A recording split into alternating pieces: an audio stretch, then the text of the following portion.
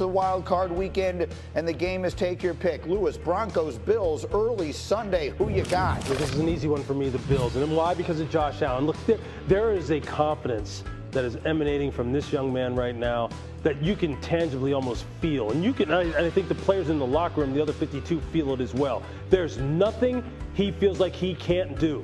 He'll make back across the field throws. He can run the football. He breaks out to the right. It's curtains. You know he's going to throw some kind of laser 15, 20 yards down the field. Defensively, they're rushing the passer. They're at home. I just don't see how they lose this game. Is there any game where we don't all agree? Oh, here we go. EJ, who you got? Chargers, Texans. Yeah, I got the Chargers. And similar to what Lewis said about the Bills quarterback and Josh Allen, who I love, this Chargers quarterback, Justin Herbert, has been playing extremely well all season. And then the connection with Lamar, 10 yards per attempt whenever he tries to throw the football to him. So that's going to be a big deal. That's automatic first down. And then Derwin James, my Florida State brother, he is going to have a huge impact in this football game, coming off the edge, providing pressure against C.J. Stroud, hopefully leads to some turnovers. All right, at least one game where we don't all pick the same team. RC, your Steelers at the Ravens. Who you got? Yeah, way to come to me on this game. I have the Baltimore Ravens. When you go back to the second matchup, the way Derrick Henry and Lamar Jackson dominated that game, obviously with no Zay Flowers, that's a huge deal for the passing offense of the Baltimore Ravens. But if they protect the football against the Pittsburgh Steelers, I expect that Baltimore defense to turn it over and give their presumptive MVP, who could be winning his third, the football more often, more series, more points. So, RC, let's talk about your Steelers here. Your buddy Orlovsky was sitting right here yesterday talking about it. I've had a lot of people this week say they want to see Justin Fields on the field for Pittsburgh tomorrow. Do you? Yeah, I want to see him on the field, but didn't we want to see him on the field before Russell Wilson became the quarterback? And then we saw early on Arthur Smith had a package of plays for Justin Fields, and it never really got going. There was no versatility or diversity to it. I listened to EJ speak earlier about not just giving him one play, but giving him an opportunity to get in the groove. And if you're going to do that, then we should certainly see Justin Fields look a little further than the other side of the football field to see what someone with this sort of talent with the football in his hands can do. But this doesn't seem to be like something that Mike Tomlin wants to do. And Justin Fields hasn't played ball in a long time. And we all know you don't want to just throw him out there cold against one of the best teams in all of the NFL. I get it, but Lewis, I sit there and I watch that the Steelers offense has cratered. Yeah. I mean, they have cratered, and it feels like maybe you go down swinging here. I mean, you got to try something different or your season is over. Yeah, look, I think against a team like Baltimore that runs a lot of too high looks, favorable boxes to run the ball, a mobile quarterback would be exactly what you want. Someone who can get out on the edges and really put the numbers in your advantage with his running ability is exactly what you would want. The problem is it messes with the rhythm of the entire offense, right, as EJ is pointing out, because now, so you don't want to just give that to him a few times. You want to give it to him for a couple series, and then that means you're taking a couple series away from Russ, who's sitting over there on the sideline going like, when am I back in? And see, that's what, hey, look, we all know what the adage says. Look, if you have two quarterbacks, you have none, right? So, I mean, this is kind of the situation that they're in. And that's why they're going to be in a position now where they're going to be looking for a long-term answer for 25. Yeah, I want to specifically address the package thing. I never liked it because as a quarterback, and like you said, you come off the field cold. And then if you're the running quarterback like Justin Fields is, well, what's he going to do?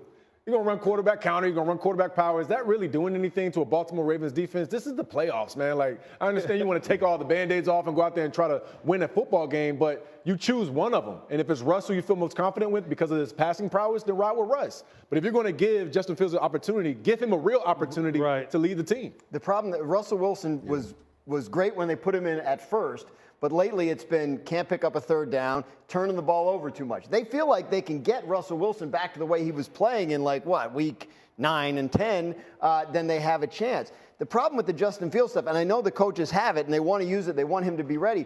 They haven't used it, right? So they don't know the extent to which it works.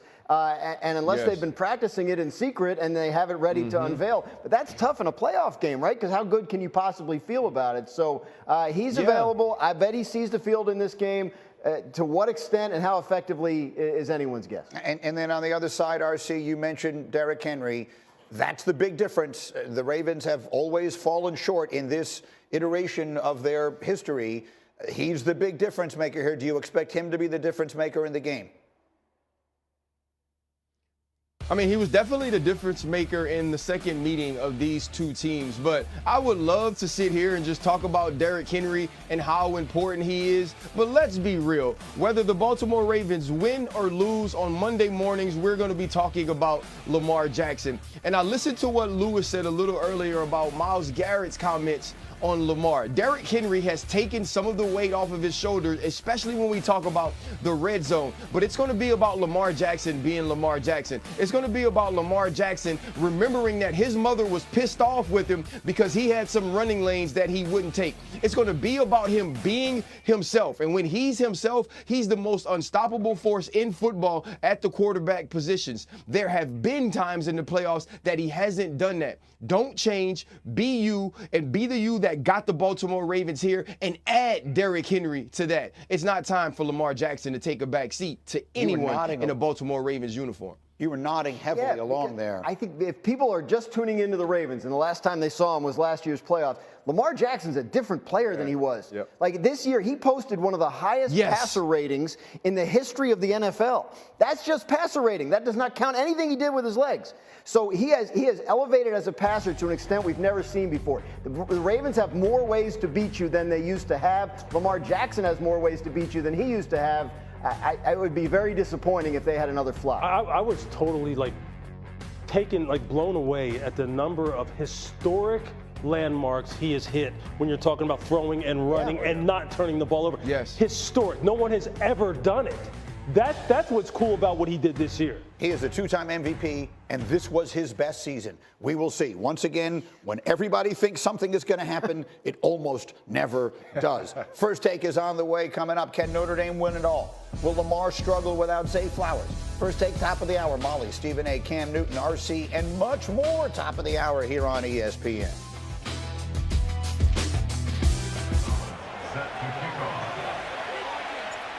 So pleased to have you along. This should be a good one. We're set, and off we go here on EA Sports. On the return, here comes Cordero Patterson. And they'll bring him down just shy of the 30-yard line.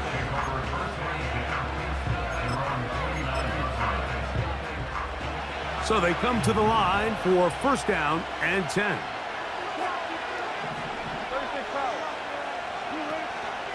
Now a first carry for the Alabama product, Najee Harris.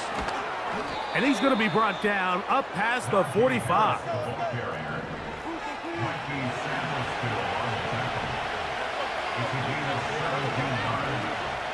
On first down, right back to Harris. And he'll get forward for a couple. It's second down.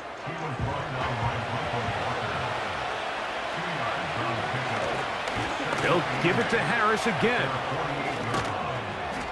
And they're going to work this down inside the 45.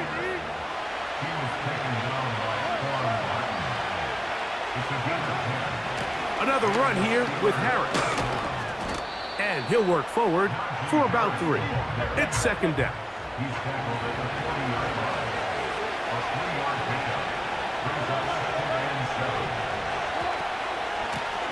Going to run out of the gun, and here's Harris.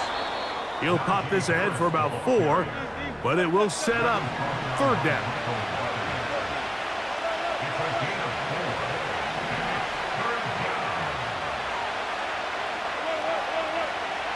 Out of the gun, here's Russ. That is hot!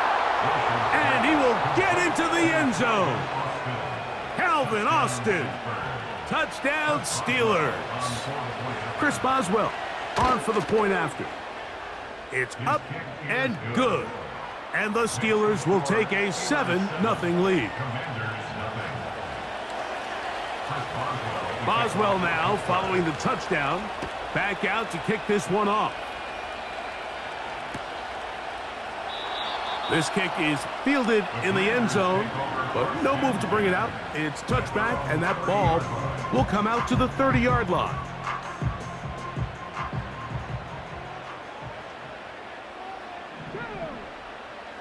Right to the air goes Daniels. They try to set up the screen, but this one doomed from the start. It's incomplete. They'll try again here. 2nd and 10.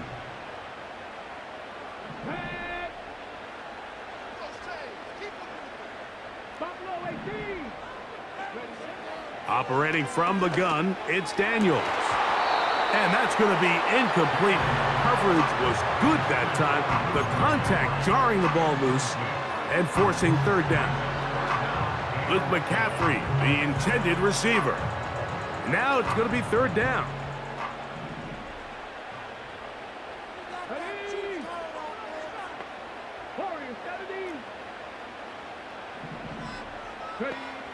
From the shotgun on 3rd down, Daniels. 15-yard pickup there. 1st down, Washington.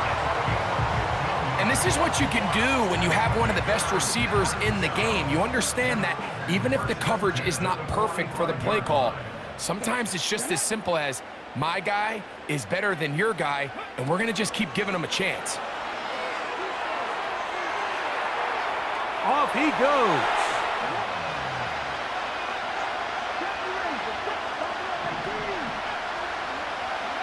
Now on 3rd and forever, he'll look to throw. Slings this deep from McLaurin. And he bats it away, and it falls down incomplete. Trying to get something positive to happen here before the break, and they sure need it. They went for the big one, but it winds up incomplete.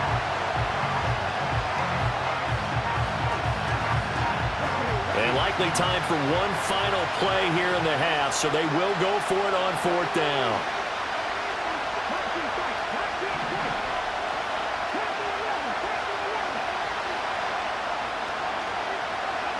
A final shot before break. Daniels slings this deep from McLaurin. And got his man complete. He's to the 15. And he's in for the touchdown. Because it is so simple. It's something that these two have done and thrown together for years and years. Maybe not to each other, but since Pop Warner. They've been running the go route. Just run right by him, and if you're even, you're leaving, and I'm going to drop it right over the top. Now to throw. And the conversion is no good as that pass falls incomplete. Gonna be a little armchair quarterback after that call. Looked like the defense knew exactly what was coming. Well, time making this all but impossible, but they're going to try for the onside kick here anyway. And this is going to be covered up by the Commanders. That should just about lock up the win.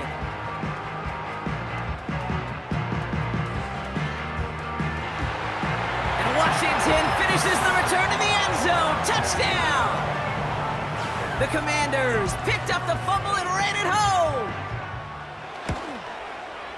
He gets it to go, and the Commanders will move out to a 14-7 lead.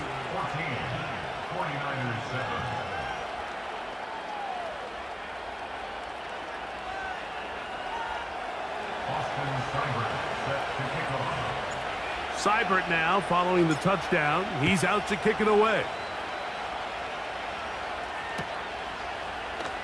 And we'll see a return here from his own end zone. Not much on the return. They'll stop him at the 17.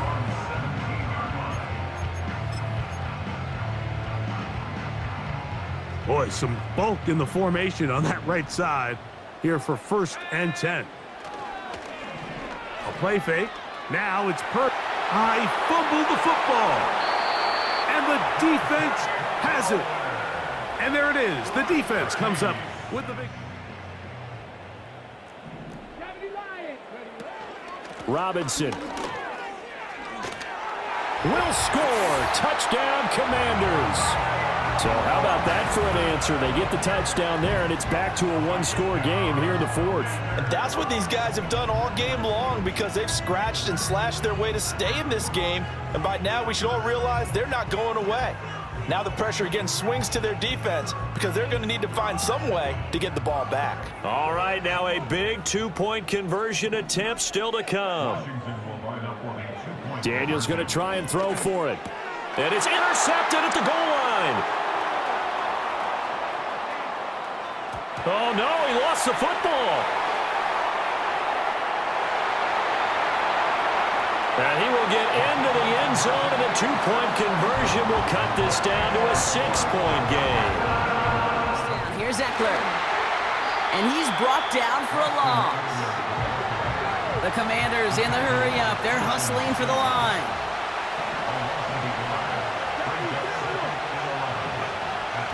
To throw. That's complete. Here's Brown. And they bring him down. Looks like he got it to the 27.